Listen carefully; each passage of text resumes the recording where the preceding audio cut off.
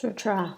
Ananda said to the Buddha, "World honored one, it is truly as the Dharma King has said.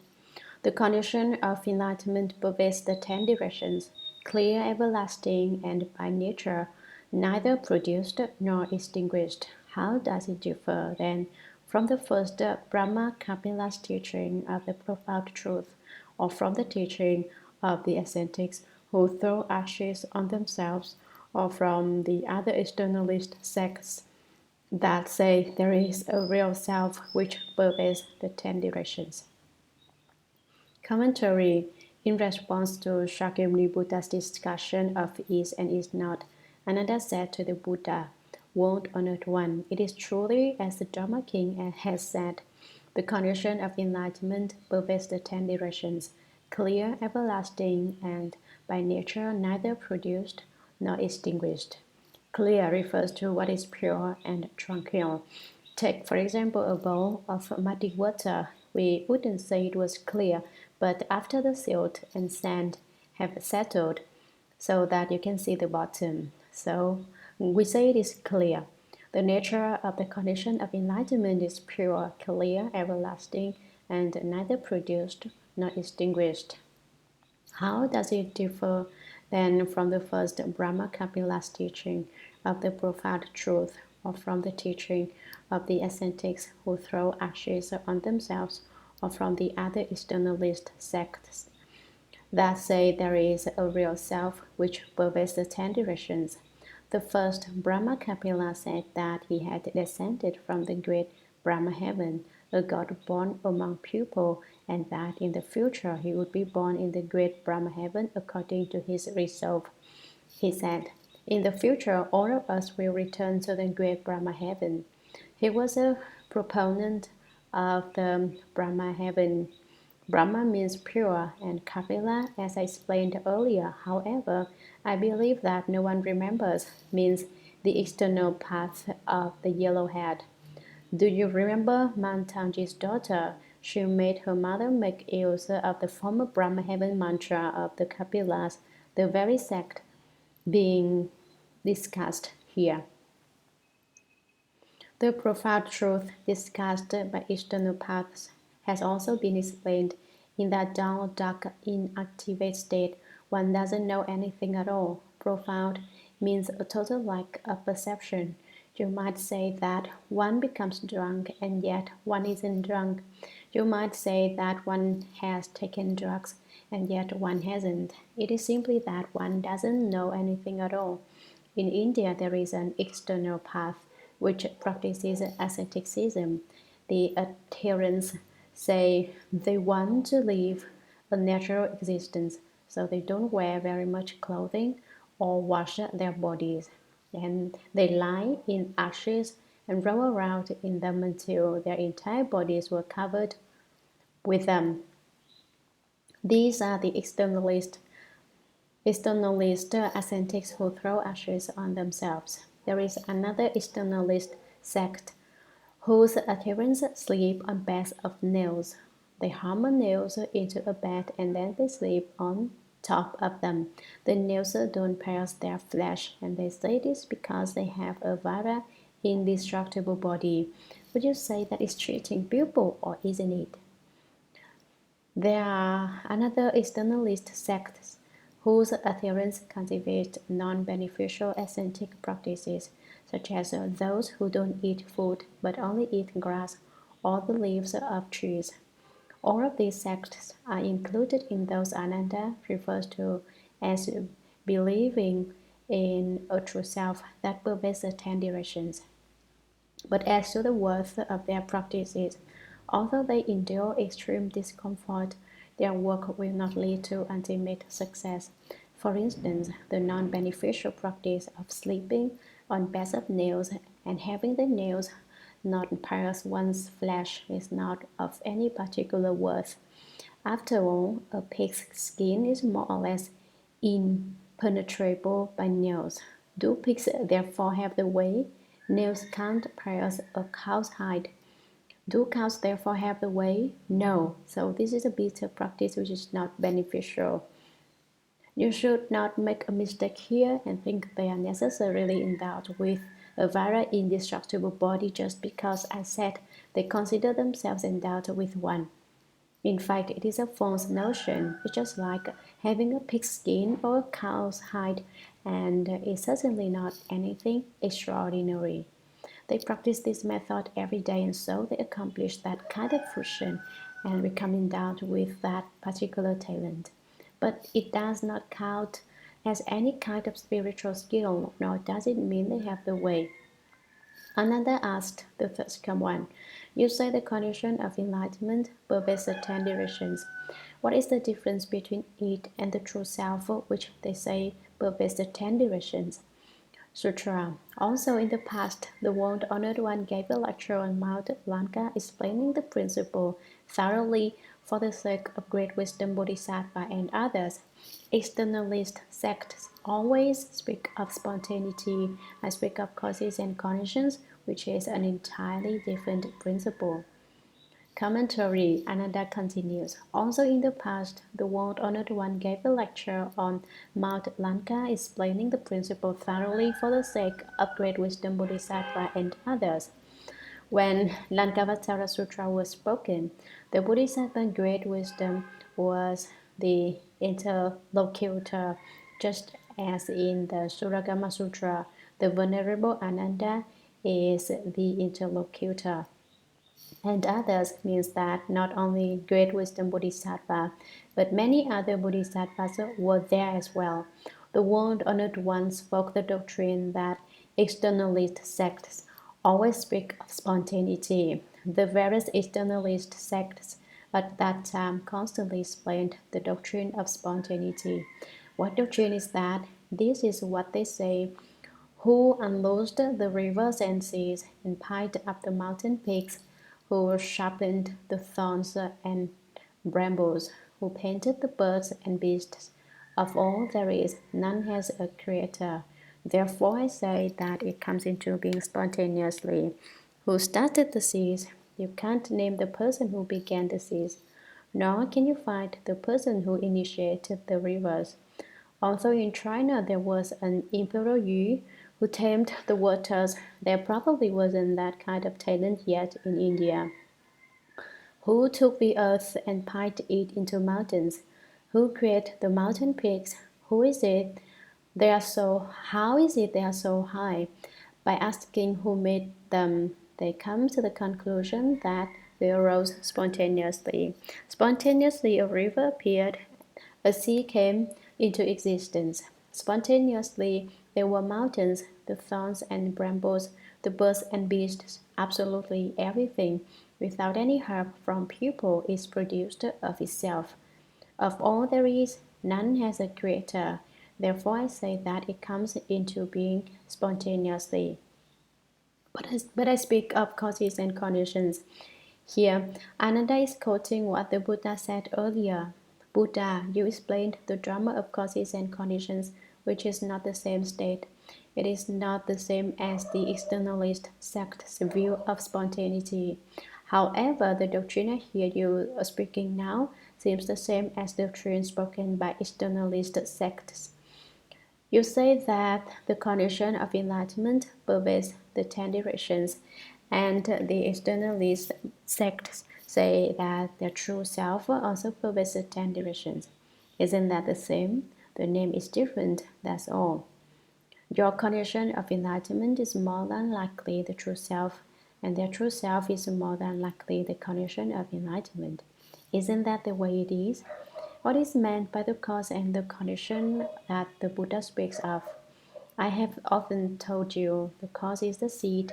What contributes to its growth are the conditions. Planting a seed in the ground is a cause. Conditions are the aiding factors which contribute to the growth. Mud, dirt, water, manure, sunlight, and other such things are called the conditions which aid and contribute to its growth. Buddha, you said that everything consists of causes and conditions, and that the causes and conditions break up the externalist sect's drama of spontaneity. Causes and conditions are not the same as spontaneity, and so they destroy the theory of spontaneity, but draw condition of enlightenment, and the externalist sects through self both pervade the 10 directions. The 10 directions extend only so far, and if yours pervades it, and theirs pervades it, they must be the same. Sutra. Now, as I contemplate the nature of enlightenment, as spontaneous, as neither produced nor extinguished, and as apart from all empty falseness and inversion, they seem to have nothing to do with your causes and conditions or the spontaneity advocated by others. Would you please enlighten us on this point, lest we should fall into dead-end paths, thus enabling us to obtain the true light, the bright nature of wonderful enlightenment? Commentary.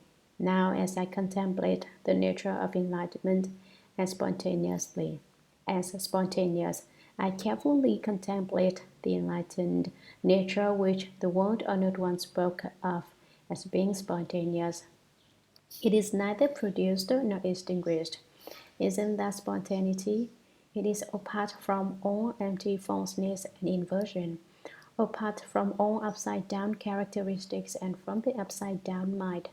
It seems to have nothing to do with your causes and conditions or the spontaneity advocated by others. It doesn't seem to be causes and conditions, and it also is different from spontaneity. But then again, it seems to be the same. This is what is meant by seems to be and yet is not. Would you please enlighten us on this point, lest we should fall into different paths? Buddha, how can you teach me so that I won't believe in the theories of those externalist sects? Different paths refer to externalist sects, thus enabling us to obtain the true mind, the bright nature of wonderful enlightenment. How can I obtain my true mind? I ask the Buddha to have compassion and instruct me. Sutra. The Buddha told Ananda, now I have instructed you with such expedients in order to tell you the truth, yet you do not awaken to it but mistake it for spontaneity. Commentary. The Buddha is devoid of a temper, but it is probable he was frowning when he said this, because the small disciples much too confused. The Buddha told Ananda, now I have instructed you with such expedients in order to tell you the truth. I have been explaining this and that aspect of it. I have already explained it 7 or 8 ways. This is the 9th of the 10 manifestations of seeing, and you still don't understand. How can you be this way? Expedients are skillful, provisional Dharma doors which are not actual. They are a case of regarding the opportunities and dispensing the teaching in order to speak Dharma for people. The Buddha looks to see what doctrine he should use to instruct Ananda, and then uses a clever, wonderful, provisional, expedient Dharma, such as the various analogies and ways of manifesting the seeing he has already used, and such as his questioning Ananda about the mind. Truths refers to the true and actual Dharma the Buddha has also explained, and you still have not awakened. The Buddha was very put out with Ananda when he said that after all that I've said to you, after all the principles that I've explained, you still don't listen, and you haven't understood in the least. Instead, you produce doubts about its being spontaneity. You still compare the doctrine I explained with the spontaneity of the externalist sects. You are really making a mistake. How can you be so dense? How can you compare them? They are not the same at all. Sutra.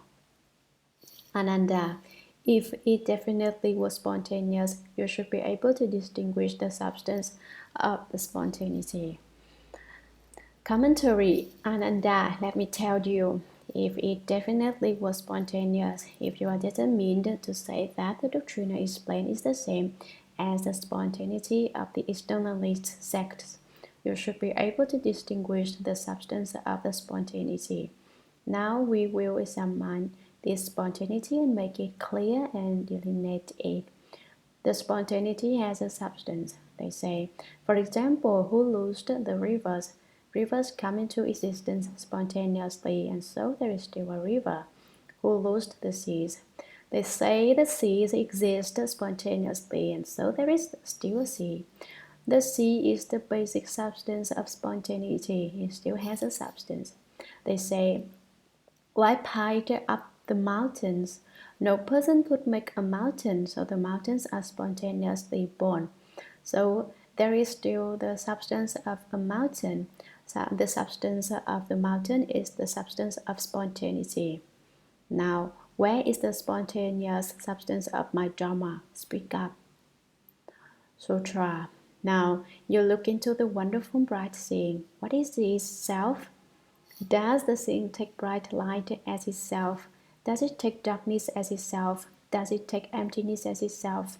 Does it take solid objects as itself? Commentary. You still have not understood, so I will explain it for you further. You listen. The Buddha presents another theory to reveal to him that it is separate from all ordinary seeing.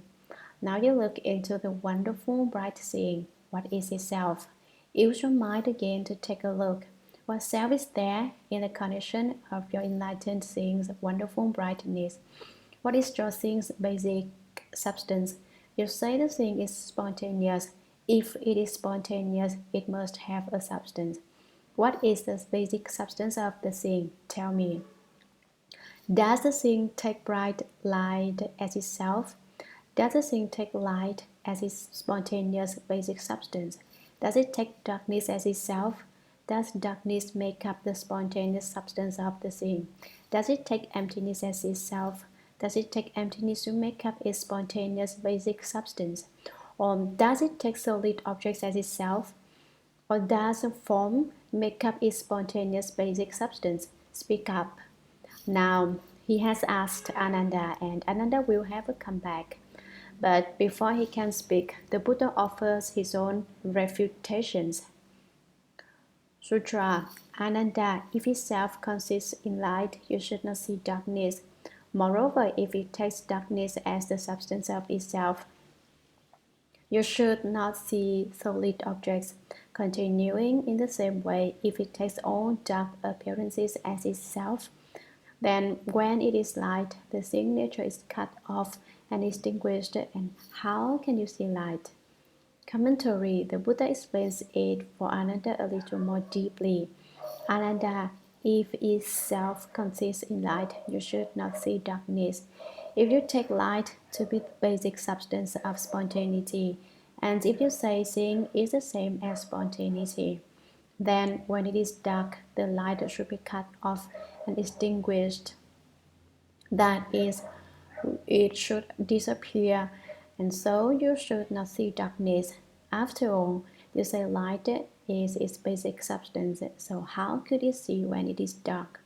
Moreover, if it takes emptiness as a substance of itself, you should not see solid objects. By solid objects is meant places which cannot be seen through. If you take emptiness to be the spontaneous basic substance of your seeing should disappear in the face of solid objects. Without emptiness, its own substance is gone. Continuing the same way, if it takes all dark appearances as itself, then when it is light, the seeing nature is cut off and extinguished. And how can you see light? The principle holds in every case. The seeing nature would be extinguished when there is light. Thus, to say that darkness is its basic substance is also a mistake. Sutra. Ananda said, I am certain that the nature of this wonderful seeing is not spontaneous. Now I discern that it is produced from causes and conditions, but I do not yet have it clear in my mind.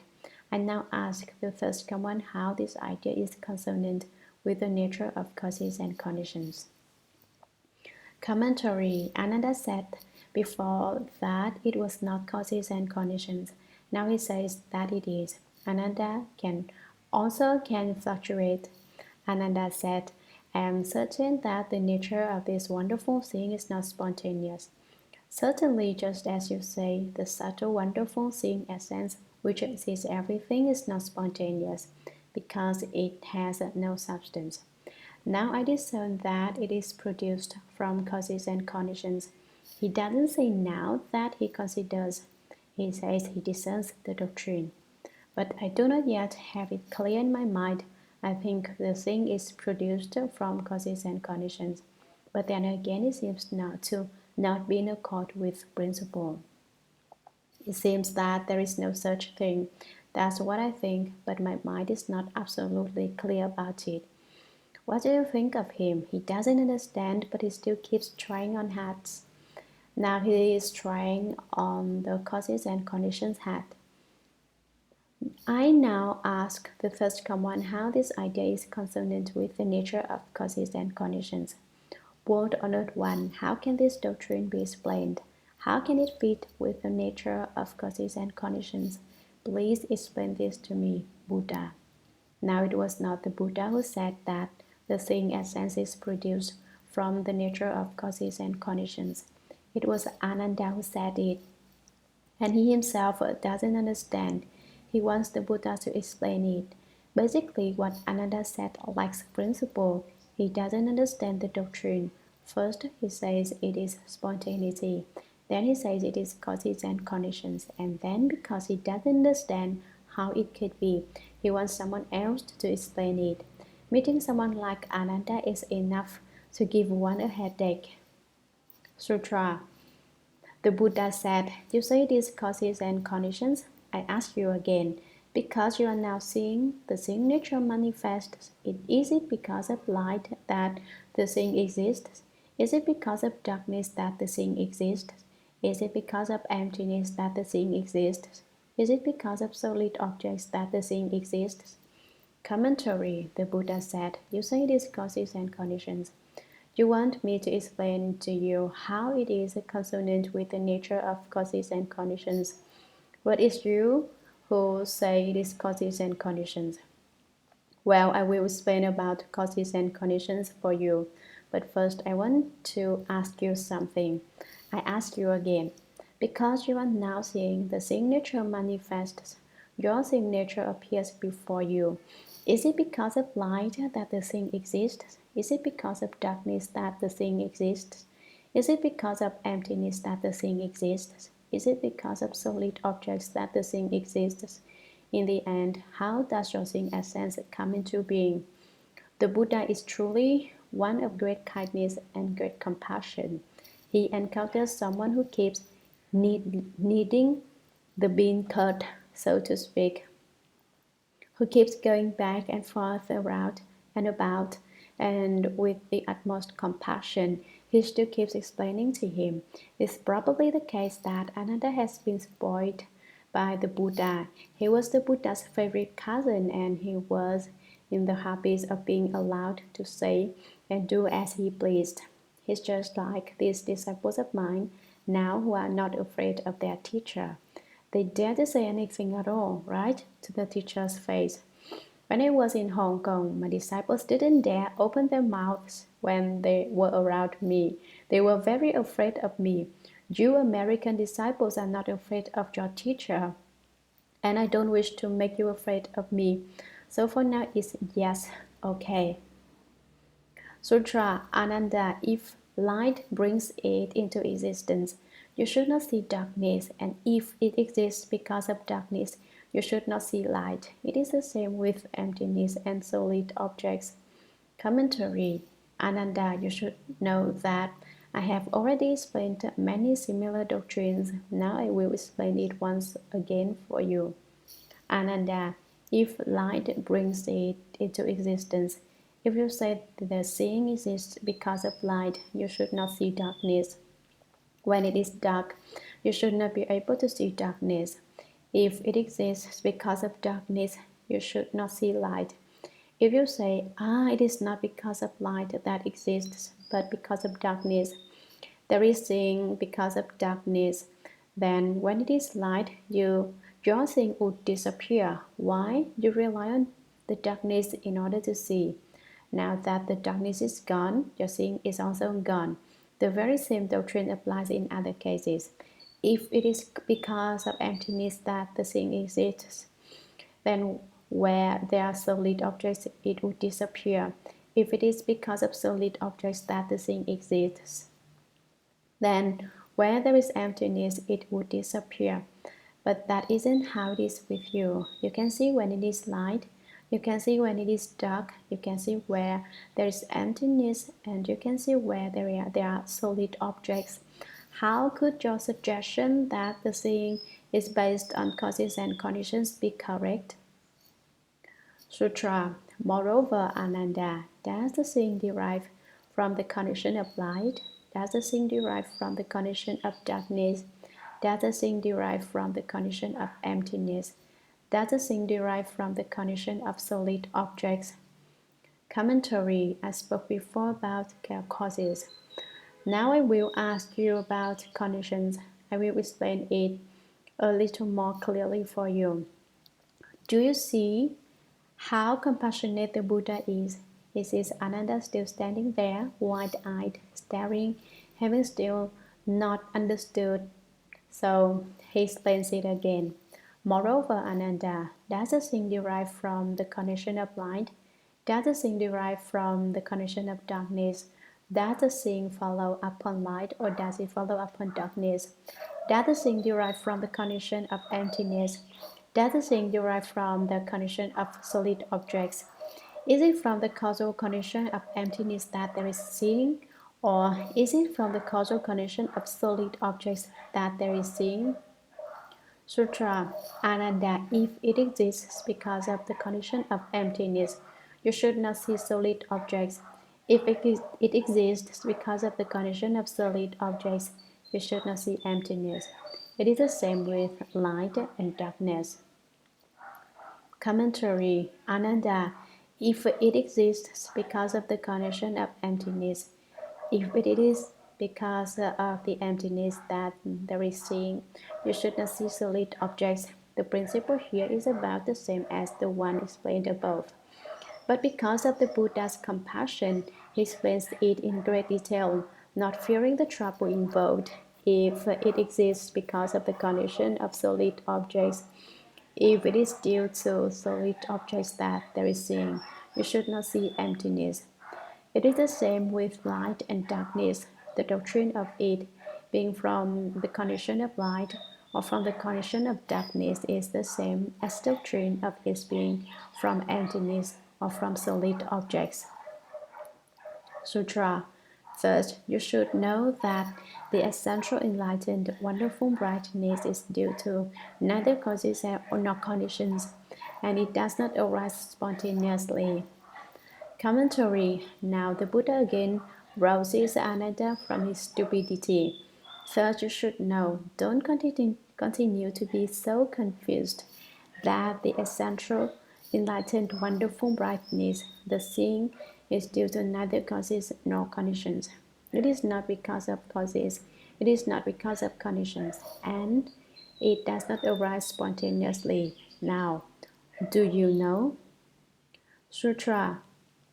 It is not that which is not spontaneous. It is not that it is not. Nor is it that it is not not. It is not that which is or is not. Commentary. It is something transcending all contraries, relativities, and partialities. It is not that which is not spontaneous. Now, this certainly does not say that the seeing essence does arise spontaneously. The double negative means that there is not even no spontaneous arisal. It is not that is not, nor is it that it is not. There is neither a negation nor a lack of negation. There is no is and there is no is not. It is not that which is and is not.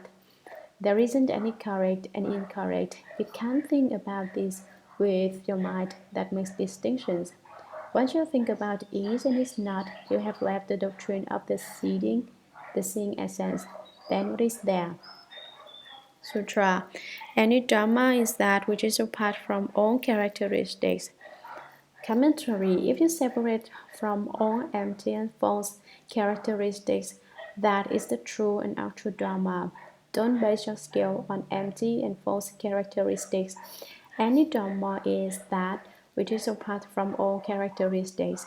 If you can be separate from all empty and false characteristics, that is your genuine essence, that is the genuine wonderful Dharma. What are these characteristics? They are the characteristics of false thought. To be apart from false thought is the wonderful Dharma of true centeredness. If you do not separate yourself from the characteristics of false thinking, you do not unite with the wonderful Dharma of true suchness.